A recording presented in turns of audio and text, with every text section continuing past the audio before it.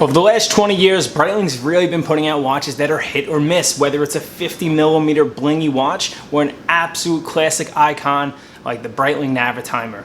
But over the last couple years, with George Kern now at the helm, they are putting out some killers. What's going on, guys? Welcome back to my channel. My name is Anthony, and this is Watch With Me. Today, we are doing a hands-on review of the new Breitling Chronomat with the bullet bracelet, and I happen to have the new copper dial. I'll just go ahead and throw this out there. I love this watch. But before we get into that watch, we're gonna do a wristwatch check, and I am wearing my Rolex Daytona. You know what? I'm kind of back and forth whether I want to sell this watch or not. And if I is gonna go, I need to put in some more miles with it on my wrist. So that's why I'm wearing it today. And you know what? I do love this watch, but the money that it's worth right now could really go towards a home and perhaps upgrading my 911. But enough of all that, let's get into the review. So right off the bat, I'm gonna go ahead and say I personally think this watch is too big. Now, the traditional Chronomat, when they re-released it in 09, came in a 44mm and eventually came in a 41mm. They made this at a 42, which on paper sounds great, but with this kind of integrated bullet bracelet, it wears really, really large. This is 42mm, but right off the bat, even off the wrist, I would say it's 44mm. But now that we got what I don't necessarily like about the watch out of the way, let's get into what I love. And this is this beautiful copper dial with the black subdials. Video does not do this watch justice. You need to try on this watch. This dial is absolutely stunning. Now, we all know a Salmon dial is extremely sought after in the watch industry right now, but Breitling really didn't want to necessarily jump on the bandwagon. They wanted to kind of go that route and make it a little bit different. That's why they went with this copper dial. There are other dial variations, but this I do think is the winner.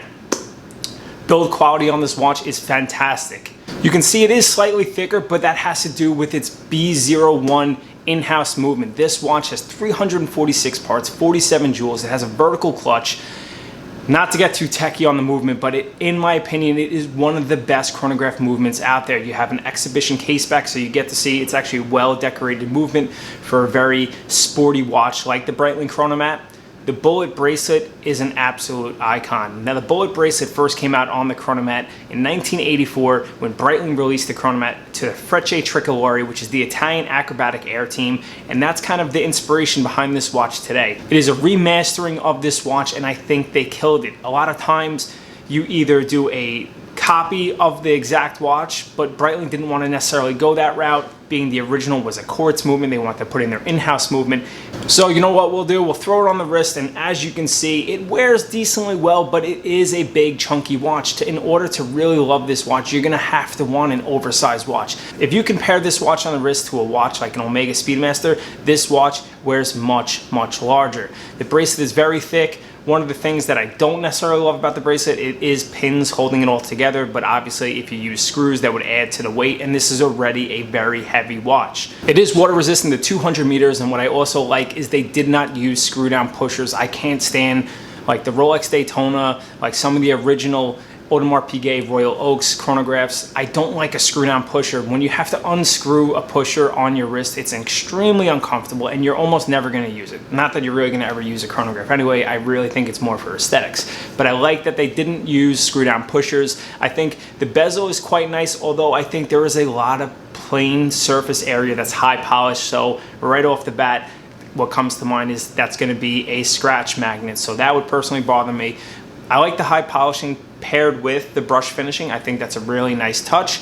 But you know what? This watch comes in at $8,100. A lot of money, but honestly, for what I would consider one of the best chronograph movements on the market, under $15,000, and two, a very original watch. This bracelet alone, there's nothing else out there. And what I love, they could have easily made this bracelet not tapered and it would have wore even larger and would have changed the whole look of the watch.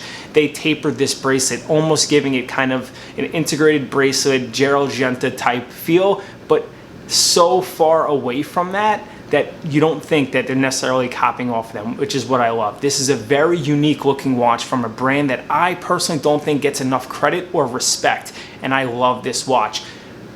They do make a panda dial and they make a reverse panda dial, which would be my second and third favorite. And then they make a steel and gold model. They make a green dial version.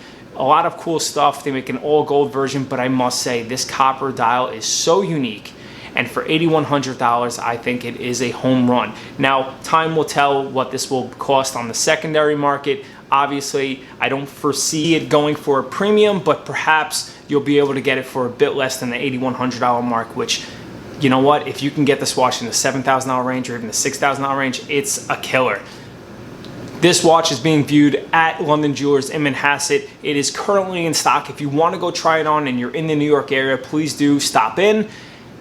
I'm in love with the watch. Leave a comment down below. What do you think of this watch? You know what? When the Bullet Bracelet first came out in the 80s, I don't know how I felt about it. Probably because it came out in 84 and I wasn't even born yet, but you know what I mean. It's a bracelet that's either loved or hated, but I think the new variation of this is very masculine, it's very industrial, and it works really well with this watch. But that is it, guys. I hope you enjoyed this video. A shorter review, but you know what?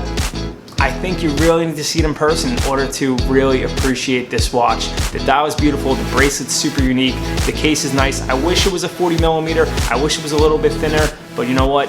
Maybe Breitling will come out with a different case design. What I will say about George Kern is he really has his finger on the pulse of the watch collector community, and he will listen. But that's it, guys. Until next time, take it easy.